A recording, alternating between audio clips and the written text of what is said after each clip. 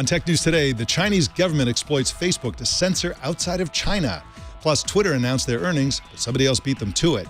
And why did GoPro buy a virtual reality company? It's all coming up next on Tech News Today.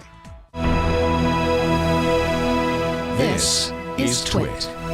Bandwidth for Tech News Today is provided by CacheFly at CACHEFLY.com.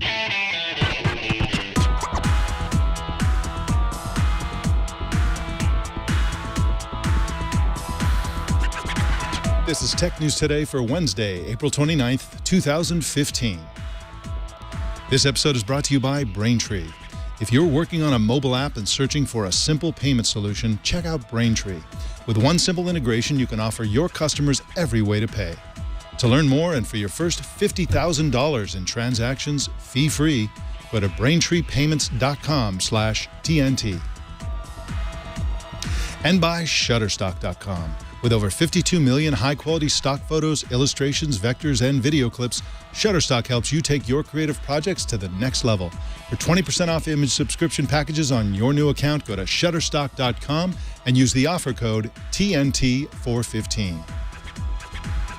Tech News Today is the show where we talk about the tech news with the journalists who report it. My name is Mike Elgan. Welcome to the show today. Let's jump right into the news.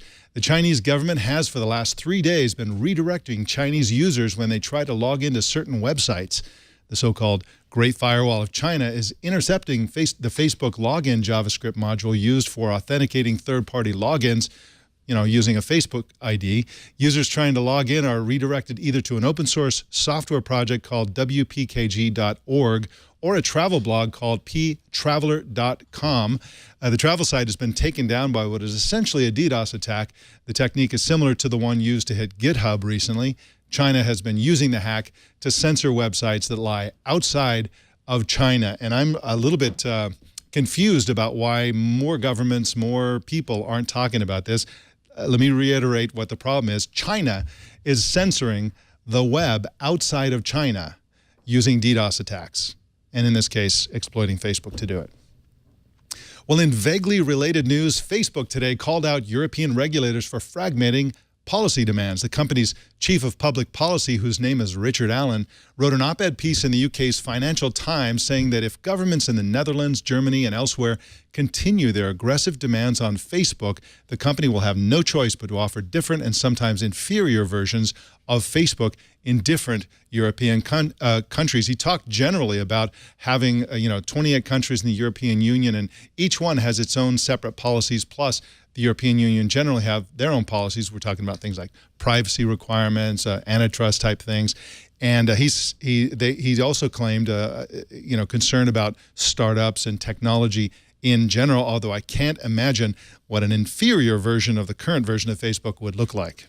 All right, well, we've got some more news for you in just a second, but first, let's talk about Braintree for a second. If you're a mobile developer and you want to monetize and collect money, sell things, and provide a payment solution for your customers, Braintree is the best in the business.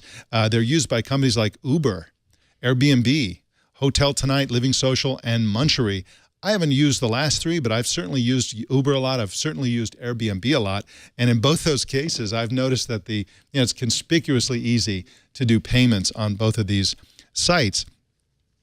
Now, Braintree enables you to accept Apple Pay, PayPal, most credit and debit cards, including Visa, MasterCard, American Express, Discover, and Diners Club. They have sophisticated fraud protection for merchants of every size, and this comes at no additional cost. They have continuous support, fast payouts, and they'll help you prevent mobile cart abandonment. That's when people go and they want to buy something, and then they kind of get stuck, or for some reason they wander away. We're just talking about that a minute ago. That's a big problem that Twitter has, because everybody has that unless they use Braintree. Braintree will help you prevent people from wandering away if they want to buy something. If they want to buy something and you're using Braintree, they'll buy it. It's that easy to use. Braintree gives you a full stack payment solution and support for all payment types: PayPal, Apple Pay, Bitcoin, Venmo, credit cards, and more. All with single integration across all platforms. Superior fraud protection, superior customer service, and fast payouts. To learn more, and for your first $50,000 in transactions fee-free, go to braintreepayments.com/TNT. And we thank Braintree for their support of Tech News Today. Well, Twitter stocks tanked after the company yesterday reported a loss of $162.4 million. Dean Starkman and Russ Mitchell wrote about it for the LA Times, and they joined us now. Welcome to both of you. Nice to be with you. Glad you're here. Now, let's start with you, Russ. Hasn't Twitter always lost money? Why did their stock suddenly take a dive? This is pretty much business as usual, isn't it? Their revenue grew, but not nearly as much as either they or the analysts were expecting. That's what drilled the stock. I see. And Dean, can you go into their revenue numbers? How did that compare to the same quarter of the year before? Well, they were up 73%, which shows you what you're dealing with in technology, and that's a big disappointment. Apparently, it had been up 97% in the fourth quarter, and that slowing growth has got to be a cause of concern both for Twitter and for their investors. And Russ, clearly, Twitter is an ad-supported social network or social whatever. I don't know if it's really a social network. Personally, I don't think it's really a social network, but they're ad-supported, and ads are clearly the problem here. So Twitter is turning to Google for help. Can you talk about that? Yes, Google has a major service called DoubleClick, which does a lot of things to help get to advertising onto, get it online. They do tracking, they do analysis, and they physically help serve the ads, and they also have auctions which allow people to buy ads. So by getting by teaming up with Google, partnering with Google, Twitter is hoping to get its ads on more places, more platforms, in front of more people. And just a quick aside, there's a little bit of breaking news coming out of the Microsoft Build conference. Microsoft has announced something called Windows Store for Business. That's exactly what it sounds like. It's a Windows Store for businesses. All right, well, back to this Twitter story. Now, Russ, Twitter is having a user retention problem. They admitted, at least. What are they doing about that? Well, they're installing, creating and installing new features to try to get new people to sign on to Twitter and to get the ones that come on to stay. One thing they did with their homepage was make it easier for people to read Twitter feeds on their homepage, Twitter's homepage.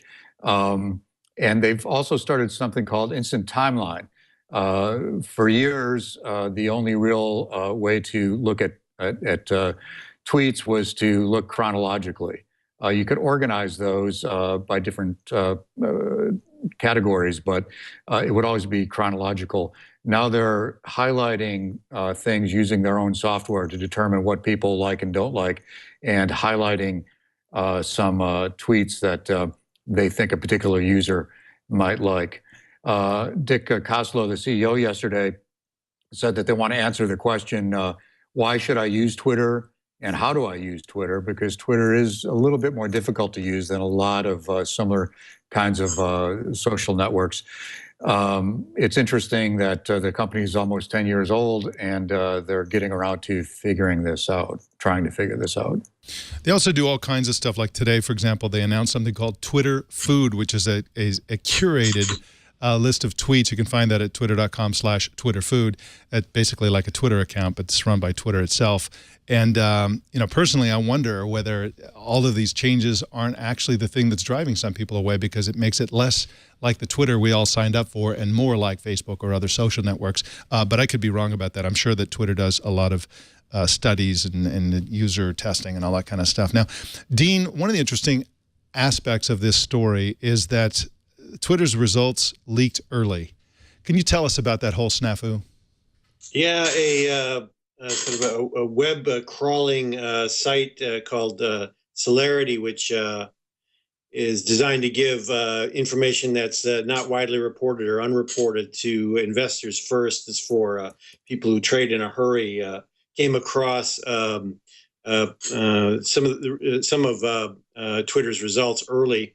And they were from, apparently, their investor relations page, and they were accurate, and began a series of tweets that put out the bad news. It was, this was a serious breach of protocol at least in the markets, because almost all market moving information is reserved for either after the close of trading or before.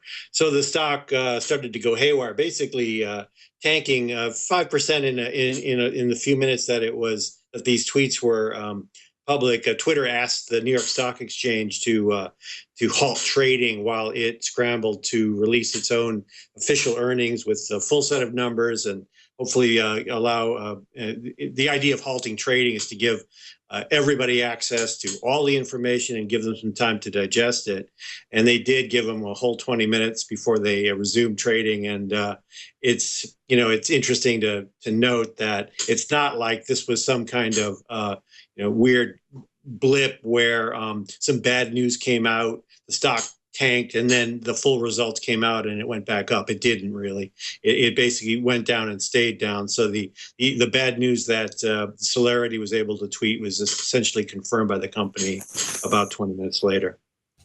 And of course, companies like to control how the messaging goes out, and they're of course bound by rules about how they do that, and so it's especially awkward in this case.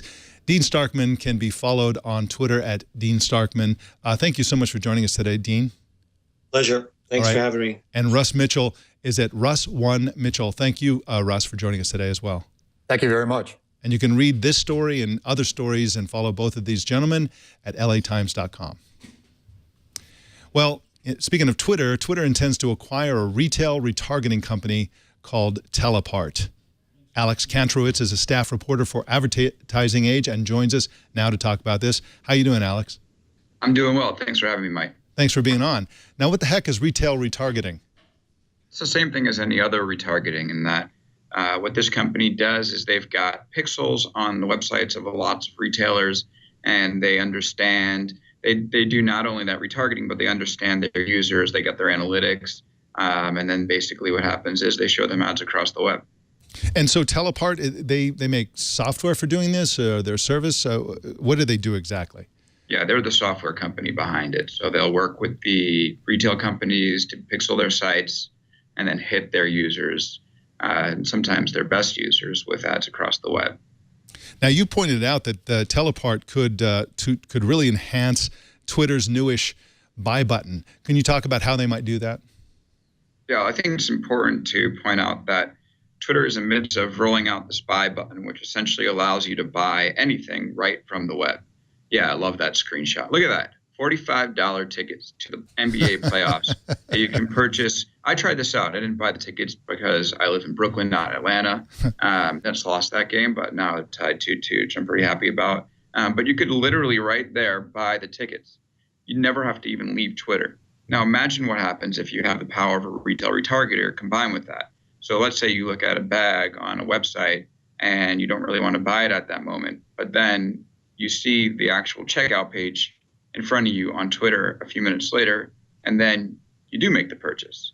So if you just look at it once, maybe you lost your train of thought on it, you'll never revisit it again. But with the retargeter and the buy button, all of a sudden there's a chance that those sales could be supercharged. And I think it's a real smart move for the company. And of course, Twitter just announced, as we heard, inadequate advertising revenue and profits and so on. Zero profits is inadequate, I would guess. Will this, do you think, materially help them in boosting their revenue? The number one thing that every analyst is saying is wrong with Twitter at the moment is the fact that they don't have enough revenue from direct response advertisers. Basically, that's instead of seeing a big ad for soap or detergent, it's actually an ad that tries to get you to buy right away. Well, it sounds to me that this is actually a perfect solution for that, and that all it does is direct response. They're not interested in building brands. They're just interested in leading to sales. And by the way, there's a lot of people calling for Dick Costolo's head today, especially after the poor results. And he's an angel investor in this company, and he obviously had a big hand in bringing them aboard. So I think he understands the problem, and I think that he's making moves to address it. So for everybody out there who wants to fire him, I think it would be short-sighted, but that's just my opinion, and I don't get to make that decision. Well, we certainly appreciate your opinion on that. Alex Kantrowitz is at adage.com, and you can follow him on Twitter at Kantrowitz. Thank you for joining us today, Alex. Thanks for having me as always, Mike. All right. See you later. GoPro yesterday announced that it intends to buy a French startup called Calor, which enables people to create 360-degree interactive videos. Mike Murphy is a reporter for Quartz and joins us to talk about it. Welcome to you, Mike. Hey, Mike, how are you? I'm doing great, thanks. Now, can you tell me more about this company, starting with how you say their name and what they do exactly? Yeah, it's a good question, actually. I mean, I think you got the pronunciation right there. Calor is how you'd say it in French, I guess. But what's interesting about this company is they have this software that basically allows you to stitch together still images or videos shot from multiple different angles to create what they call virtual tours. And in the hands of GoPro and their crazy cube device, which puts a bunch of GoPros together in one stick, you could get these videos that are going to be completely immersive from the point of view of whoever's shooting it. So the power of this stitching technology and GoPro's cameras could be pretty interesting. Okay, so let's take a look at an example of this being used with a GoPro camera. Go ahead and run that, Jason. So basically it's a video. It's like a live video, but if you take your mouse and sort of click around and you can see 360 degrees while the video is playing. And of course, this is a kind of a virtual reality, potentially a virtual reality technology. Now, what do you think GoPro specifically is going to do with Calor? So I think this is going to form kind of a backbone of a interactive channel for them. They're pushing to become a media company as well as a hardware company. And I think by offering this kind of ability to create immersive videos, they're going to be kind of the only people doing this at this scale, at least. I don't know. I think when you combine with the moves they've been making with like the NHL to provide live GoPro shot footage with their channel on Roku and on their site, they could be making a play for this like as of yet undecided virtual reality world. You know, we've got the Oculus Rift may or may not be coming out soon. There's a few others in the pipeline, and depending on who wins, GoPro could kind of be there supporting whatever VR technology we're using in the coming years. Now, they also make a mount to put multiple GoPros into their configuration so that you can get the 360. There it is on the side. How many GoPros does that hold? 4 or 5, something like that? I think it's 4. Okay. Yeah, that's wild. And of course, you know, these would be viewable theoretically in cardboard, Oculus Rift, Microsoft HoloLens even, potentially. We don't know when that's going to ship. And so, you know, I don't know. It sounds like a really cool move. And I've also heard some speculating that GoPro itself would really, really embrace virtual reality in a big way using this technology. In other words, instead of just passively offering this mount and this software as a way to take, you know, a new way to take GoPro videos, that they would actually be cultivating virtual reality. Do you have any thoughts on that, on them really becoming a major player in virtual reality?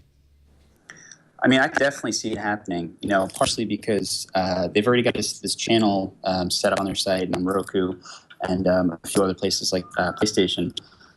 I could see them, you know, partnering with VR companies as the camera that you're shooting this VR footage with.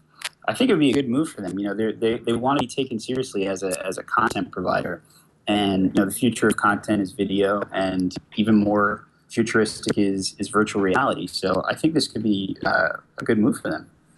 Very interesting. Mike Murphy is at QZ.com. That's the Quartz website. And you can follow him on Twitter at MCWM. Thanks for joining us today, Mike. No problem. Thank you. Google announced yesterday that they're working with 70 new partners to offer more app-related Google Now cards. Partners include Zipcar, Spotify, TuneIn, ABC News, Circa, Feedly, Runkeeper, Jawbone, Adidas, and a whole bunch more. In other Google-related news, Google launched today a new Chrome extension called Password Alert The tool detects fake pages that ask for passwords. This is, of course, to prevent phishing attacks, and helps you use a different password for each site. In other words, if you go to a site and you sign up for something and then you enter a password you're using for another site, it will wag its finger at you and say, no, you don't want to do that. You want to use an original password for this site. And it also alerts you when other people might be logging into your online accounts with your password. Again, that'll pop up and say, hey, somebody in Bangladesh or somewhere else just tried to log into your account using your password. Well, in government crackdown news, the UK government is blocking the movie streaming app Popcorn Time after complaints by Hollywood studios. The app is now categorized in the same league as Pirate Bay. The High Court ruling forces BT, EE, Sky, TalkTalk, and Virgin Media to block the app within the UK. Well, a little bit more news, but let me tell you about Shutterstock as well. Shutterstock is such a great service. I've been using it for a long, long time. I heard about it from Leo some time ago, probably a year or two ago. And it's a brilliant place to find super high-quality stock photos, super high-quality illustrations, wonderful vectors, and video clips. What's a vector? A vector is a picture that you can scale to any size, and it will remain high resolution no matter what. It just stretches to be any size. I've used those; they're really fantastic. Now, what do I use Shutterstock for? Well, I'm a big hardcore blogger. I love to blog, and I love to add brilliant pictures to my blog. Sometimes I use pictures that I've taken. For example, if I'm talking about something that I've experienced personally, I'll take the picture myself and put it on there. But lots of times I'm blogging about concepts, about companies, about ideas, and these are not easy to take pictures of. Sometimes they're impossible, but with Shutterstock, it's super easy to find the perfect image for no matter what you're talking about. Concepts, companies, you can go in there and, Jason is typing in happy movie popcorn. I don't know what you're going to get on that, but you're going to get a ton of popcorn. I'll tell you that. Look at that. Wow. That's a lot of popcorn pics. But, there'll be like companies, products even. So I often write about Google and Facebook and Apple and Twitter. If I type these companies into Shutterstock, I'm going to get great images that I can use perfectly legally and at a very, very low cost. And of course, if I want to choose between multiple pictures, I just throw it in the Lightbox. And if I'm doing a collaborative project, I can share that Lightbox with other people. It's such a fantastic service. You got to use it. And if you think, oh, they're not going to have exactly the right picture, I'm going to think of again, because they add 385,000 new images every single week. Think about that. 385,000 new images every single week. So they're not only offering you enormous variety, but also currency. So new things that happen, new companies, new ideas, brand new pictures, hundreds of thousands of them every single week. You got to try Shutterstock. No credit card is needed. Just start an account and begin using Shutterstock to help imagine what your next project could be like, and save favorite images to a Lightbox to review later. You can do that even before you add your credit card. Once you decide to purchase, use the offer code TNT415. That's all together. So that's TNT415. And new accounts will receive 20% off image subscription packages. That's Shutterstock.com. And for 20% off on new accounts, use offer code TNT415. And we thank Shutterstock for their support of Tech News Today. Well, Samsung announced yesterday first quarter revenue of $44 billion and operating profit of $5.63 billion. The profit represents a big drop from last year's Q1 profit of $7.8 billion, and the mobile division brought in profits of $2.5 billion and revenue of $24.1 billion. Samsung also reported, happily, that it's now the biggest seller of smartphones again, taking the lead back from Apple with 24% of the market. Apparently, Apple moved into the lead, and that was just a blip because they came out with the bigger iPhones. Well, in big number news, 40 million. That's how many small business pages exist on Facebook, according to who else? Facebook. And in news you can lose, Apple is banning a specific category of app for the Apple Watch, which is any app that tells the time. That's right. They're banning watch apps on their watch. It makes perfect sense to me. Why would anyone want to use their watch to tell the time? Well, our TNT fan of the day is Brian Yates, who posted this picture on Twitter. And there it is. This is a cool picture. I don't really get, I think this might be a home office or something. But anyway, there it is. A lot of pictures on the wall, and we're up high there. not to suggest that we take drugs or anything, but we're very high in that picture. How do you watch or listen to TNT? Just record a video or take a picture of yourself or your setup and post it on Google+, Twitter, or Facebook, and use the hashtag HowIWatchTV so we can TNT, How I Watch TNT, so we can find it. And get creative, folks. Do selfies, do crazy stuff. We've had all kinds of really fun stuff. We've had a picture that somebody basically had us running on their coffee machine. We've had people doing all kinds of really cool stuff. So let's see what kind of cool ways you can come up with to watch Tech News Today. We'd love to check it out. You can also subscribe to Tech News Today using your podcasting app, of course, or you can choose another way to subscribe at twit.tv/TNT. If you'd like to help us grow our audience, here's how you can do it. Just post a link to twit.tv/TNT on the social media site of your choice. Tag 3 friends that you think might enjoy the show, along with your recommendation to subscribe. You can also watch us live every weekday at 10 a.m. Pacific, 1 p.m. Eastern, 1800 UTC at live.twit.tv or on the app or browser plugin of your choice. If you're ever in the San Francisco Bay Area, come on in and watch us as part of our studio audience. Just send email to tickets@twit.tv. You can follow us on Twitter at Tech News Today TV, and you can follow me personally on Vine. Just go to vine.co/mike.elgan. Let us know what you think. Send an email to tnt@twit.tv or call 260-TNT-SHOW. And don't miss Tech News Tonight at 4 p.m. Pacific every single weeknight. That, ladies and gentlemen, is the Tech News Today. This show was produced by Jason Cleanthes and edited by Anthony Nielsen. My name is Mike Elgan. Thanks for tuning in. We'll see you tomorrow.